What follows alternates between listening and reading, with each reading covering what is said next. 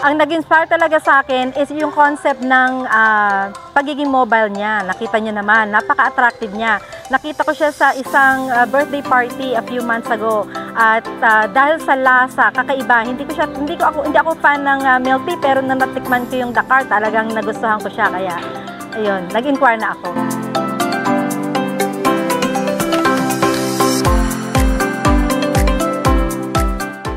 The fact na mobile siya, naisip ko, you can really take it anywhere. You could set up and serve milk tea, coffee at any events kasi rolling siya.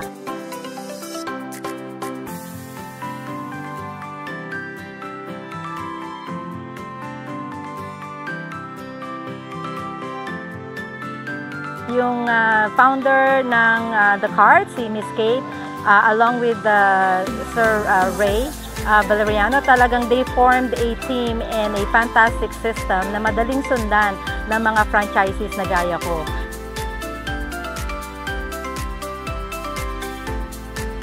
Grabe ang support nila kahit na malayo ako. Ang masasabi ko lang po, panoorin nyo yung kanilang YouTube channel, follow nyo yung kanilang Facebook page, makikita nyo yung success ng iba't ibang franchisee. Kami po, kaumpisa pa lang po namin, pero I'm very positive na magiging successful din po kami. And like I said, very supportive po ang buong team ng The Cart. Just follow the system lang po ng The Cart. Talagang they laid out everything. Meron po silang Cart University, all the tools na kailangan nyo para makapag-umpisa ng business na ito. Talagang very supportive po ang management ng The Cart. They did almost everything for me to get started. Well, I can say that we have sold hundreds of cups, even though we've only been operating for a short time.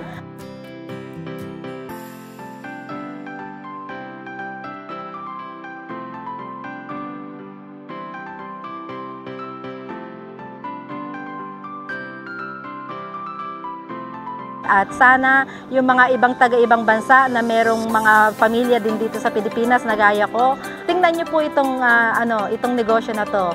I think magugustuhan nyo rin po. Ang message ko lang po sa The Cart Management is keep doing the great job that you're doing.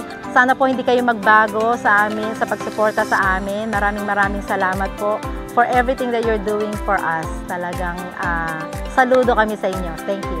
So sana po i-follow nyo po yung aming Facebook page, The Cart Mobile Milk Tea Poblacion, San Rafael, Bulacan Branch. Matatagpuan nyo po kami dito sa Plaza. Meron po kaming location dito sa Poblacion Public Market. Yung pong aming rolling milk tea, iikot po mula dito sa Poblacion hanggang Talaksan. Pwede po kaming magpunta kahit saan po dito sa San Rafael. Kita-kita po tayo. Good day everyone! Kate Valeriano here, CEO, President of KRT Dynasty Milk Tea Corp. So inianyayahan ko po kayong lahat dito po sa San Rafael, Bulacan, Barangay Poblacion to welcome our newest franchisee, Miss Jennifer Indusil. So kung naghahanap ka ng mga magkikater ng events mo, either milk tea, coffee, or fruity, you may book them. And this is their page po. Ayan, like and follow nyo na and message nyo na po sila. Maraming salamat and keep rolling! At kung sa tingin mo magandang location mo at gusto mong mag-start ng mobile cart business, i-message mo lang ang aming page at open kami for franchise.